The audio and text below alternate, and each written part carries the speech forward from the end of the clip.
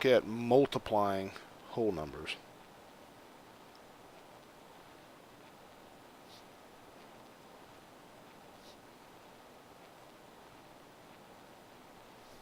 Okay, when we look at multiplying whole numbers, let's look at this example. 24 times 2.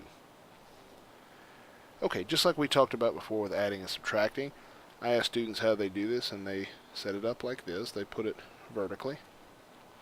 Now, multiplying whole numbers does not have the same rule that addition and subtraction did about only things that are alike can be multiplied.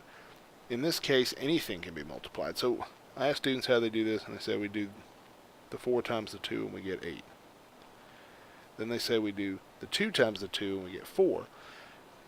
Really what's happening, going back to what we talked about with addition and subtraction, you're taking 20 times 2, which is 40. So that's how we get 48. Let's look at one that's a little bit larger and see what we get. What about if we did 63 times 35? Okay, so procedurally we set it up, place value like we did before, and then we multiply. I ask people again, what do we do here? And they say, oh, we get 3 times 5 is 15. We know now that once you get 15 ones, you take the 10 ones and you regroup and make one 10. And then here you get 5 times 60, right? Which is 300 plus 10, so we get 310. Then we move to the next level and ask them, I said, what do you do this next level? And they said, oh, we put a 0 here. And I said, why do you put a 0 there? They said, oh, that's where we've always done it. The 0 represents that you have no more ones. Notice the next multiplication here, you're multiplying the 10 spot. So everything you get is going to be 10s or bigger. So in this case, you're taking 3 ones times 30 10s. That gives us the 90. Okay, so that's why we get this. See the 90 there?